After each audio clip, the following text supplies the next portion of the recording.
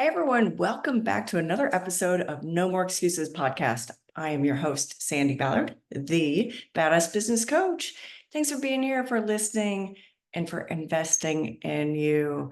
Well, if you aren't a current listener, or I guess you're a new listener, each podcast I discuss a topic or theme, I should say, that can help you grow personally and professionally. So it's not always about business, but it is always about getting rid of the excuses so you can move forward and grow, like I said, personally and professionally.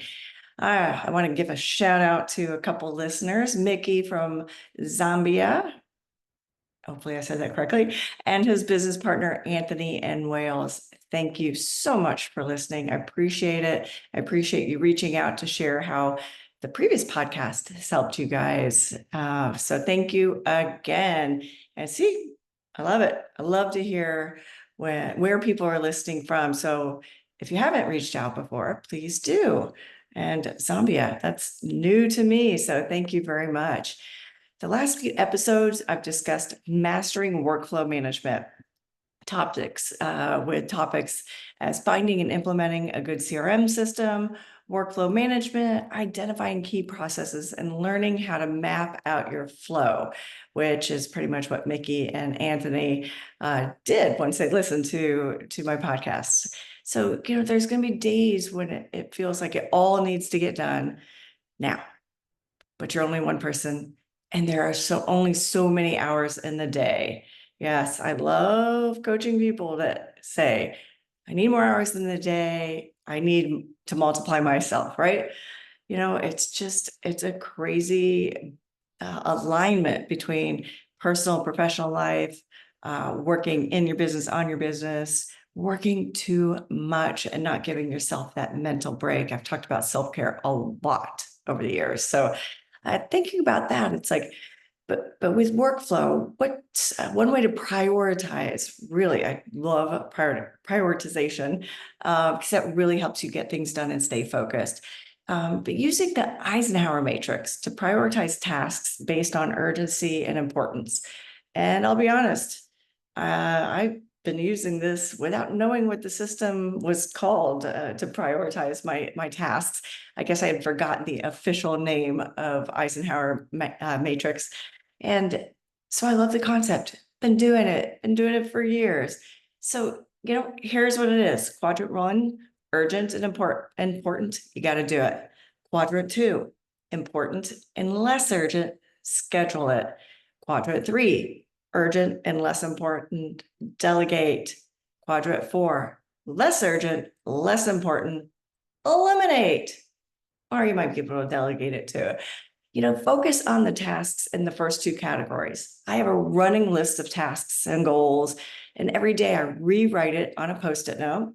Wish I had my Post-it note in front of me right now. I'd show you.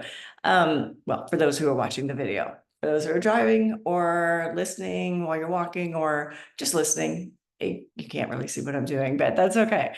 But on a little Post-it note, I always talk about these giant Post-it notes, right? I have hanging on my wall. But on the little Post-it notes, I put the top 3 things that I need to get done that are number 1, quadrant, important. These have to get done or else kind of things. And yes, I may add to that Post-it note throughout the day, but those top 3 things are what I do first, 1, 2, and 3. And when you find yourself, and I've talked about this too, but even I've done this, find yourself kind of going off scale. Maybe I usually then will draw a line and put other things down there. If I drop below the line, or maybe I get caught up doing number 3 instead of 1, I ask myself, why? What am I avoiding? Or, is there an actual legitimate reason, like my client isn't open yet and I need to contact them. But I try to make sure I understand that and know that and put that maybe as number 2, right? So 1, 2, and 3, even if it's something simple like do a daily social media post, it has to get done. For me, it's part of consistency. And I realized the other day, I didn't put my posts down. You'd think it's a habit, but it's like going to the grocery store for me. If it's not on the list, I'm not getting it. So I realized it'd been a couple of days since I posted. I was like, oh shit, need to post. So it helps me stay focused and sometimes a little uber focused, but that's what, I do. And that's quadrant 1, urgent and important, right? So my social media posts need to be on there unless I've scheduled them out for the week which is one thing I really love to do, and on Fridays, I record this podcast. So that way I can have it done and ready for you on Monday. And I'm not trying to scramble to get it done because it is called Monday Motivation, right? It helps me have more time to check in on clients and be more intentional and focused for them when I'm on a coaching session with them live. If things are falling into quadrants 3 and 4, that's when you should ask yourself if these tasks are a good use of your time. You've probably heard me say, do it or pay for it, right? And then honestly, it depends on how financially stable you are. And if it's not a good use of your time, you may just need to learn a bit more on how to do it. Or if you do it, is it going to take you 2 to 3 times the amount of time, like 2 to 3 times longer, I should say, to execute it than somebody who's more proficient in that? I had a friend of mine years ago who learned this lesson very hard, but he learned it and now he's a rock star. He realized what he was doing, the tasks he was doing were an admin person's or a lower rate person's could do it and do it faster because he wasn't doing a good job. It was taking him so long, so much of his hours in his day, and he figured he could pay someone an hourly rate and get it done and get done right and get done fast. Yeah. And, I have another current client who's trying to get his social media going. I love you for trying it. I do it myself and sometimes I suck at it, but he's tried having friends help him.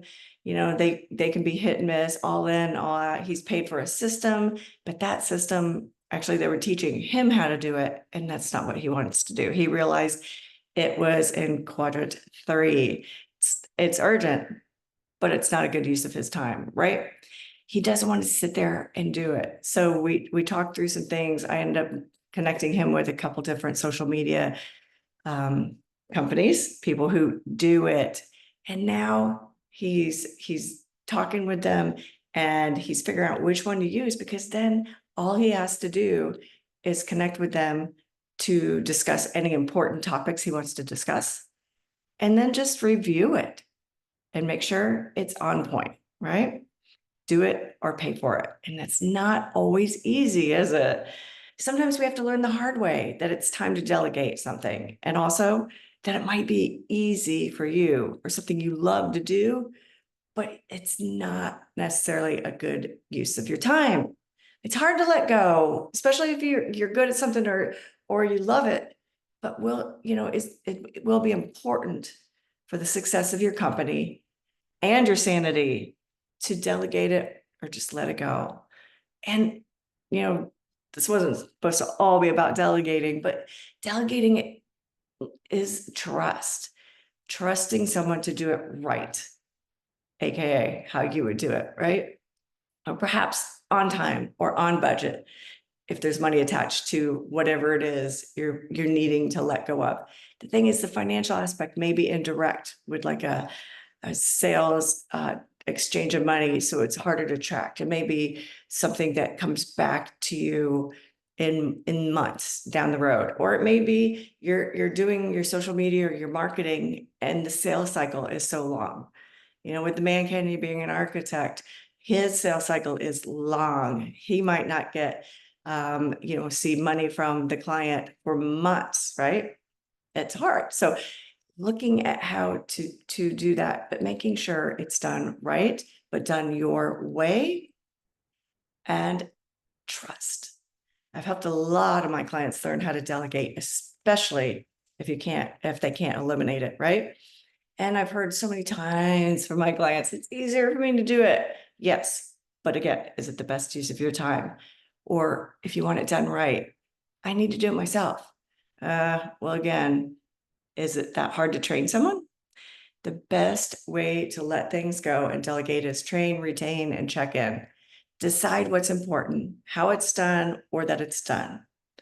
My mentor told me once, Sandy, well, besides her saying you can't help everyone, if you want it done, if you want the towels folded right, you got to show people how to fold them right, meaning my way. Some people triple fold their towels. Some people fold them in half and put them a certain way. Yes, literally and figuratively. If you want something done right, your way, you've got to train the person how to do it. So if it's important how your process looks, or how maybe you have a retail center and how your products are displayed, or things are put together, train, because yeah, it might be easier for you to do it, but it is the best use of your time. And time is money, people. And then retrain. Like I said, if something, you got to check in and do that kind of thing. If something's not being done how it needs to be, or you want it to be, or things seem to be a little off track, or the process or task needs to be updated or modified a little bit, it's time to retrain. And that's okay. I have a client who has one department. It's getting a little lazy or slacking on some of the tasks they're doing, and it's causing friction with other staff members.